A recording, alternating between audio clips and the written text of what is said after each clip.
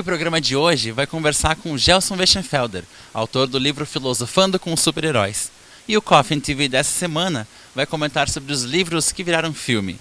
O programa tá só começando.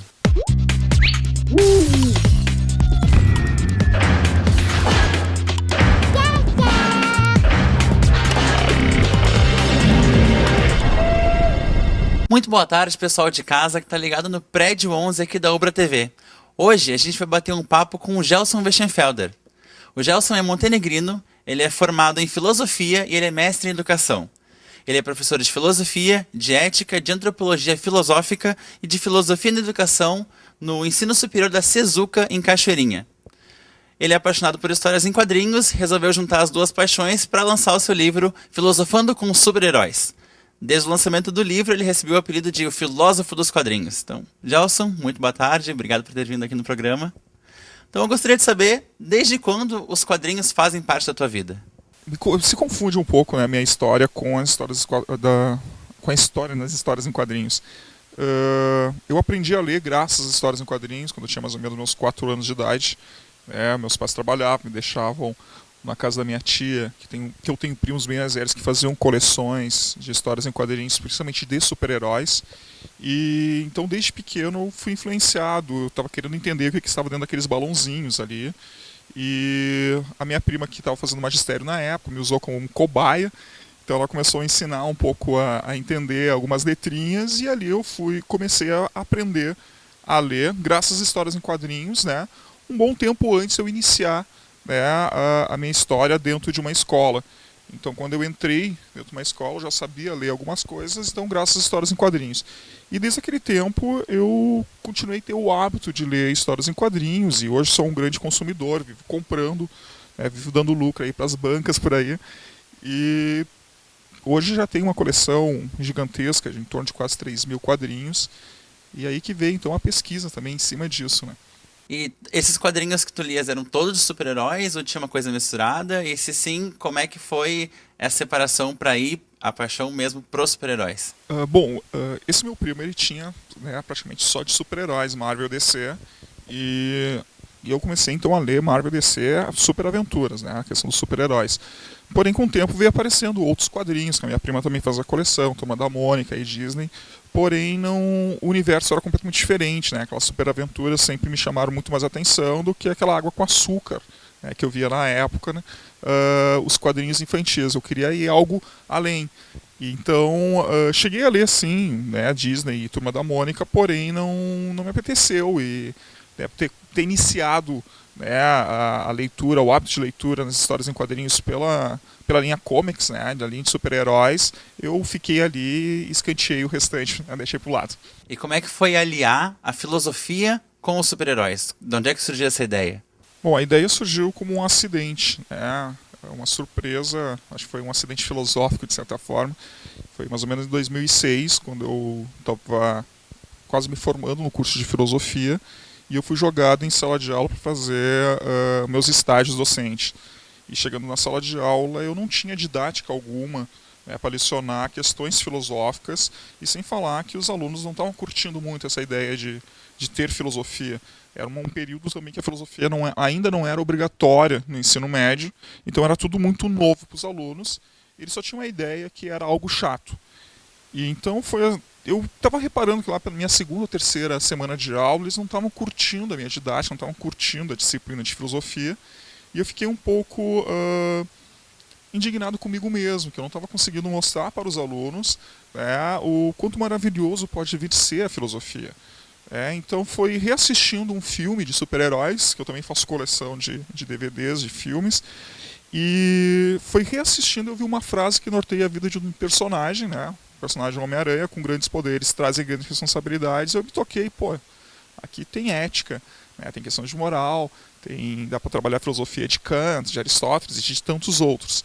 Então eu fiz um recorte, né, levei um trecho do filme para a sala de aula, depois a gente debateu sobre em cima dessa frase, fui levar cópias dos quadrinhos, dos primeiros quadrinhos do Homem-Aranha, que vem dizer o porquê o tio Ben falou essa frase para ele, e por que essa frase norteou a vida e fez né, transformar Peter Parker no super-herói Homem-Aranha. Então ficamos mais ou menos umas 4, 5 semanas discutindo em cima desse tema. E foi muito prazeroso, porque eu vi os alunos pesquisando, né, foram além do que eu estava propondo ali.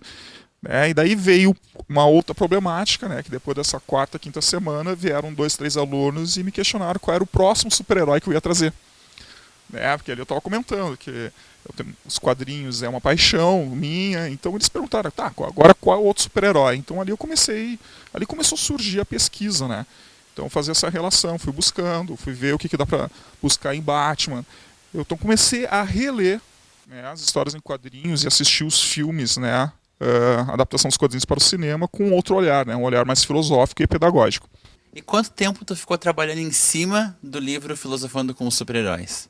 Bom, eu não tive ideia de escrever o livro, né? Foi um outro acidente que ocorreu comigo. Eu comecei a pesquisar para me aprimorar em sala de aula, né? Então eu estava procurando novas didáticas para trabalhar em sala de aula, porque eu vi que estava agradando os jovens, né? Agradando a gurizada e fazendo eles entender um pouco mais a filosofia, mostrando que filosofia é ação, né? Aquela coisa inerte que todo mundo pensa que é. E depois veio a ideia de começar a escrever artigos científicos em cima disso, né? Mostrar para a academia que sim, né? Dá para filosofar em cima dos super-heróis. Então eu estava escrevendo um artigo, depois vinha outra ideia, fui escrevendo e veio a ideia de fazer o mestrado, né, em educação em cima dessa temática, né? De usar as histórias em quadrinhos como uma ferramenta pedagógica para a disciplina de filosofia. Então essa veio a ideia. E ali, então, né, na vida acadêmica, começou a ter uma produção bem maior, e daí veio o meu orientador, né, que deu a ideia de a gente né, juntar vários artigos e lançar para uma editora. Não era minha ideia, eu pensei, pô, eu estou recém, né, um estudante de mestrado em educação, saí lançando o livro assim, foi uma surpresa muito grande para mim, uma ideia que não estava muito bem amadurecida, e porém veio algumas editoras, a gente conversou, e daí veio uma editora de Porto Alegre, a editora Mediação, e ela lançou a proposta de lançar o meu livro. Então a gente juntou ali alguns artigos científicos, né, reformulamos a linguagem, porque a ideia era lançar um livro para adolescentes, para alunos, né, eu estava escrevendo já para professores acadêmicos, então reformulamos toda a linguagem e saiu o livro, foi algo muito rápido. Porém, a pesquisa em si, né, foi em torno de 4 para 5 anos pesquisando, porque não existe muita bibliografia no Brasil sobre isso. Existe muito pouco quando fala sobre quadrinhos e educação, mas se falar de Turma da Mônica, se falar de Disney, ou Charges, né, mas especialmente super-heróis, existe muito pouco. Eu tive que buscar muita coisa no mercado norte-americano, né, que é a meca dos quadrinhos de super-heróis. E isso dificultou também muito. Hoje talvez a pesquisa se torne até um pouco mais rápida, né? Não tanto tempo assim, porque hoje eu já sei onde está o caminho para buscar, né, essas biografias. Mas o início foi árduo, em torno de 4 a 5 anos pesquisando. Em 2012, tu ganhou o prêmio de Livro do Ano pela AGES, que é a Associação Gaúcha dos Escritores, né, como melhor livro de não ficção. Como é que foi a experiência de ganhar um prêmio com, tecnicamente, é o teu primeiro livro, né? Bom, como comentou, foi meu primeiro livro, eu não esperava, eu recebi a indicação de um outro amigo escritor que fazia parte da Associação Gaúcha de Escritores. Disse assim, quem sabe tu não lança esse livro, né, no concurso. Eu fiquei bem assim de lançar, não tinha essa ideia, primeiro livro também. Daí a editora abraçou novamente a ideia, não, vamos concorrer, vamos ver o que dá, pelo menos participar, né, largar o nome do livro aí no mercado. E não tinha um ano de lançado o livro, e veio a indicação de que eu era o finalista. Para mim já foi o prêmio, né, ser indicado entre os finalistas.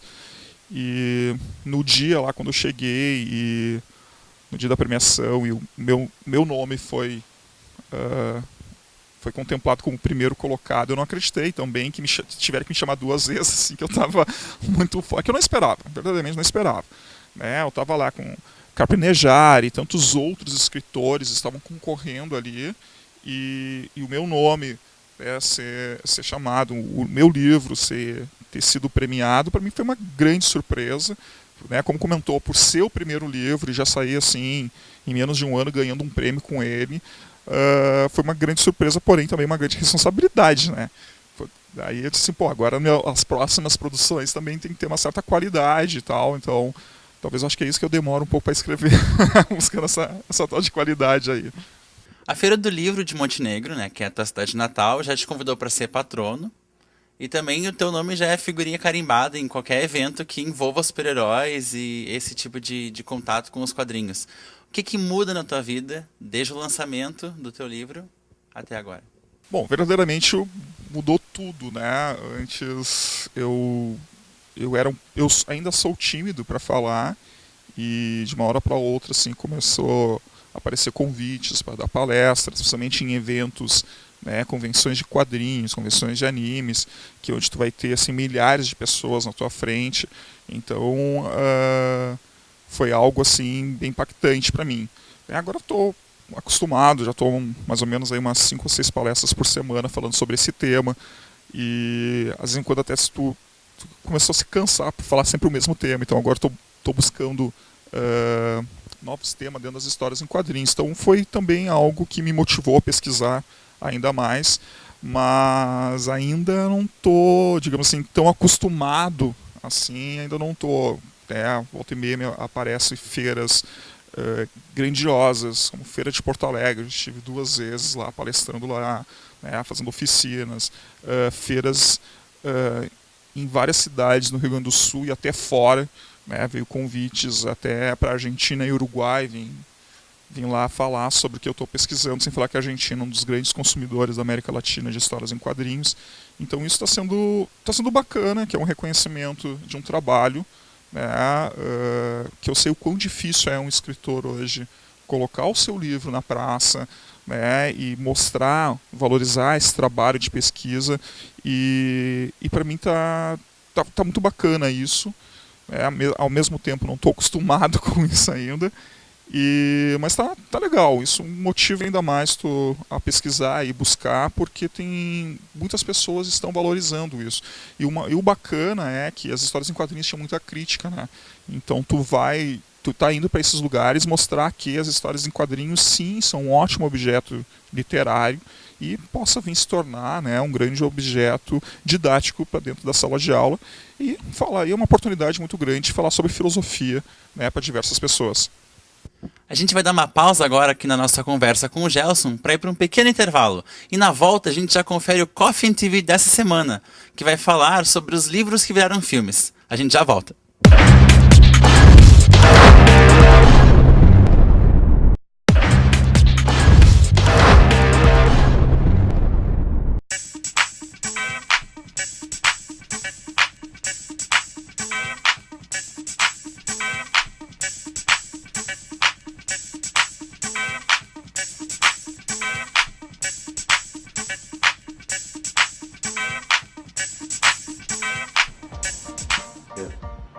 Ação! Léo, a gente já tá no ar. Léo. Só mais um pouquinho, peraí. Vamos lá, pessoal, tá gravando! Só um pouquinho, tem que descobrir o que vai acontecer com a Gina. Ela escreve no diário e daí ela fica possuída pelo Voldemort. Eu não acredito que tu me contou. Nossa, por que tu nunca me falou que tu leu esse livro? Eu não li. Na verdade, eu olhei o filme. Não é a mesma coisa. Ler um livro sempre tem aquela magia. Sempre tem uma magia a mais. Lá. Para com isso, Leonardo. Cinema e literatura são formas de arte que devem se conversar. Deixa de ser quadrado. Não sou quadrado. Eu só tô dando a minha opinião. Livro é bom, filme é bom. E não é à toa que muitos filmes foram lançados a partir da história de um livro. E eu não sei disso. Afinal, eu vivo dentro dessa televisão. Eu posso começar uma pequena lista de filmes que adaptados de livros, tipo com O Senhor dos Anéis? Claro! E é uma trilogia que foi escrita pelo britânico J.R.R. Tolkien em 1954. Os filmes começaram a ser produzidos ali por 2001. Esses foram dirigidos pelo Peter Jackson, que arrematou Oscars, Globos de Ouro, BAFTAs e por aí vai. É considerado um dos maiores projetos cinematográficos, que custou mais de 280 milhões de dólares e levou 8 anos para ser concluído. Tá, e dá pra falar da minha trilogia favorita? A trilogia Millennium? Aquela escrita pelo sueco Stieg Larsson, lançada em 2005, e que se divide em Os Homens que Amavam as Mulheres, A Menina que Brincava com Fogo e A Rainha do Castelo de Ar? Essa mesmo! Esses livros são demais, não são? Não sei, nunca ouvi falar. Ah, tá! Eu conheço sim, inclusive os filmes da franquia da Suécia. Bom, as versões de filme foram feitas na Suécia já em 2009, todos os três, só que as versões de Hollywood foram começar a ser produzidas só em 2011. O primeiro filme da série, que é Os Homens que Amavam as Mulheres, já ganhou um Oscar de melhor edição. E o segundo filme da série, que é A Menina que Brincava com Fogo, está para ser lançado esse ano, em 2014. E partindo para os clássicos do cinema, a gente tem O Iluminado, do Stanley Kubrick, que é baseado num livro com o mesmo nome escrito pelo Stephen King. O livro, ele foi lançado em 1977 e o filme foi lançado em 1980. É o terceiro livro que o Stephen King escreveu e é o primeiro que se torna um best-seller. Isso fez com que o cara se tornasse um gênio do horror fantástico. E obviamente essa não foi a única obra do Stephen King a virar um produto audiovisual. A gente pode mencionar It, uma obra-prima do medo, Carrie a Estranha, A Colheita Maldita e aí por aí vai. O cara até escreveu alguns episódios para a série Arquivo X. Mas tem tanto filme que foi produzido a partir de um livro que a gente ia poder ficar horas e horas aqui falando. Mas a gente deixa para outra hora, porque eu tenho que realmente terminar meu livro agora. Se tu quiser, eu posso te contar depois que quando o Harry encontra a Hermione, eles vão tentar em busca daquele outro tesouro. Deixa que eu descubro sozinho, vai, bem melhor. E se você quiser saber qual é o filme preferido do Léo TV que foi adaptado de um livro, confere a nossa versão estendida na internet. O endereço vai aparecer aqui em cima na página do Prédio 11. E tenham todos um bom café e um bom livro.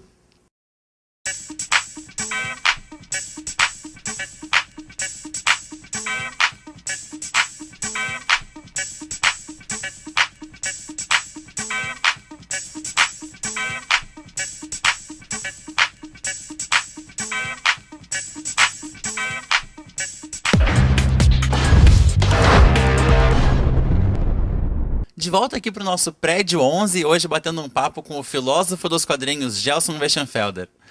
Gelson, a proposta do teu livro é bem audaciosa, né? Que é juntar a filosofia com os super-heróis dos quadrinhos. E tu, enquanto professor de ensino médio, trouxe essa proposta para as tuas aulas. Como é que foi a receptividade dos teus alunos com esse trabalho? Bom, primeiramente, assim, quando eu entrei em sala de aula pela primeira vez, foi algo muito complicado, né, como comentei antes, falar sobre filosofia. No momento que tu traz algo, né, do dia a dia desse aluno, né, e principalmente é algo que muitas vezes não está vinculado com a escola, isso chama muita atenção do adolescente, né, do jovem em si. Então, tu usar a cultura, né, cotidiana desse jovem, aproveitando que as histórias em quadrinhos, ou o super-herói em si está em alta, graças às adaptações para o cinema, e usar isso para a sala de aula, isso é um ganho gigantesco. Não só como quadrinhos, mas assim como outras esferas da cultura pop. Né? Vim trazer isso para a sala de aula e ser discutido, isso é um ganho gigantesco para o aluno, e para a educação e para o aluno, né? E é a formação dele. Vim tratar sobre principalmente filosofia, né, que muita gente não gosta porque não entende, né. Muitas vezes teve professores que também não eram da área de filosofia que acabaram, né, ganhando algumas horas de filosofia. Isso já é um problema geral na educação no Brasil, vem desvirtuar a disciplina.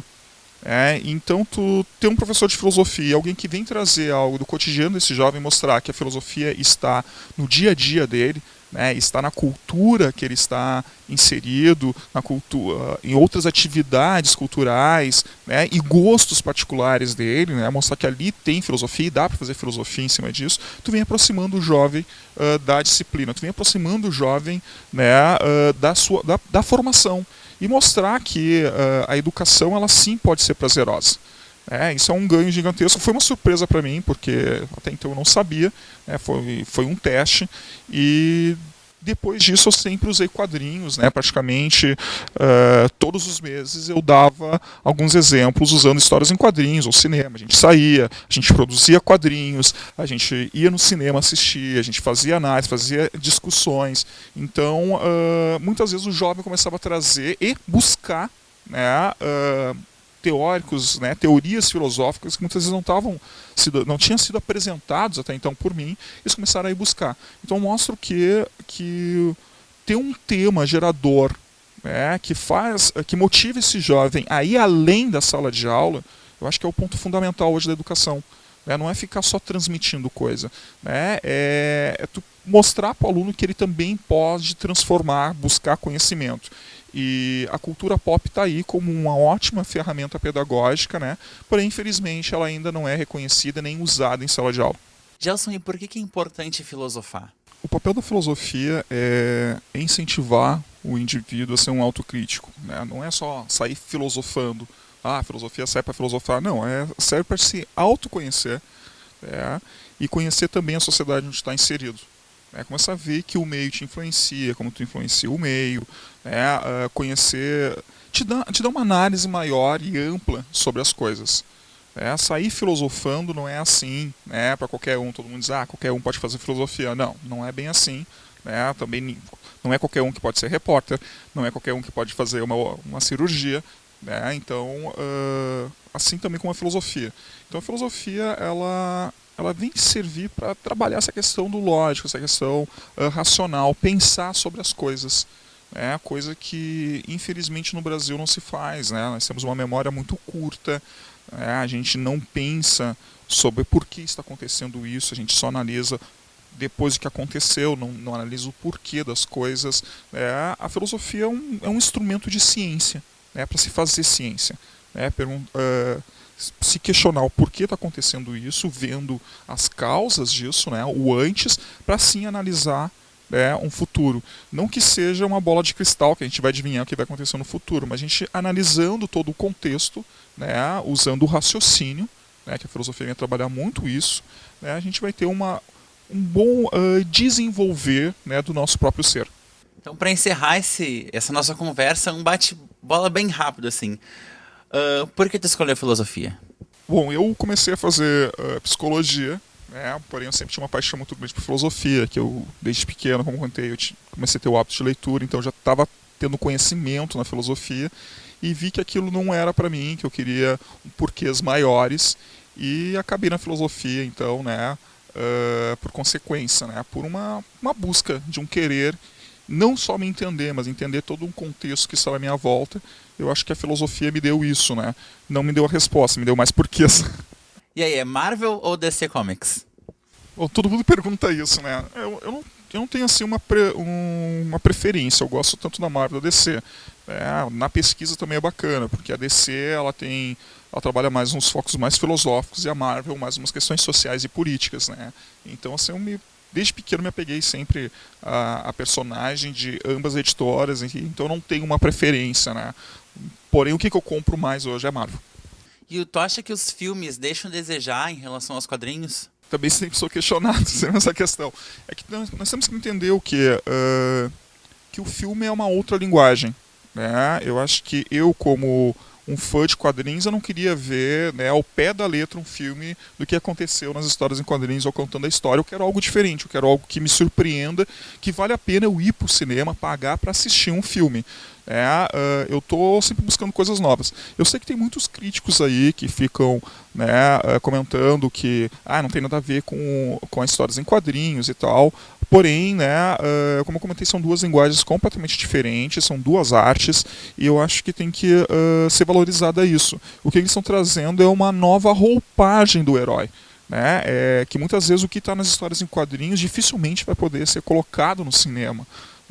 Porém, alguns filmes eles estragam muito porque não tem nada a ver com a história do personagem, Eles desvirtuam muito. Eu acho que isso é só um cuidado que você tem que ter. Mas assim, nos últimos anos, pelo que eu tenha visto, assim, os filmes são ótimos, Também que estão ganhando um grande destaque financeiro em bilheterias. Então me mostrar isso, o sucesso, dos últimos 10 anos, 9 filmes de super-heróis, entre os 10 melhores filmes, 9 são de super-heróis, assim, ganhando em rankings de bilheteria. Então isso vem mostrar que é um sucesso, e porém o nerd de quadrinhos sempre vai criticar porque não está vendo o quadrinho ali, Porém uma arte completamente diferente. E qual é o teu super-herói favorito? Isso depende das minhas fases da minha vida, assim, Eu eu gostei muito de X-Men e Homem-Aranha, porém, assim, atualmente eu estou curtindo muito, né, as histórias do Thor e do Arqueiro Verde. Então, praticamente são esses 4 assim que eu consumo, eu compro, eu fico buscando e pesquisando. São, né, o X-Men, e principalmente o Wolverine, né, o Thor, o Homem-Aranha e o Arqueiro Verde. Não podemos esquecer do Batman, né, que é um dos super-heróis mais aclamados aí. Então são esses aí que eu curto, assim, que eu busco mais. Então não dá pra dizer que eu tenho um preferido, eu tenho vários, né. E pra encerrar, se tu pudesse ter um superpoder, qual superpoder tu ia querer ter? Entre todos os superpoderes, talvez meio antiético, mas ler mentes. Sempre queria ter isso, né. Eu sempre espelhei muito o professor Xavier. Além de ter super velocidade também, né? Principalmente hoje, assim, no meu dia a dia, tá tudo muito corrido, eu gostaria de ter mais tempo, então super velocidade seria legal, mas essa questão do ler mente também seria muito bacana. E a gente vai chegando ao fim de mais um Prédio 11 aqui pela Ubra TV. Gelson, queria agradecer a tua participação. E se tu puder deixar pra gente alguns dos teus contatos, o pessoal quer entrar em contato contigo, saber mais do teu livro, de repente filosofar um pouquinho sobre super-heróis, como é que pode entrar em contato contigo? Bom, eu que agradeço pela oportunidade de estar aqui. Geralmente as pessoas entram em contato comigo por e-mail ou pelas redes sociais, por exemplo, pelo Facebook, só lá procurar Gelson Weschenfelder, é barbata de achar, né?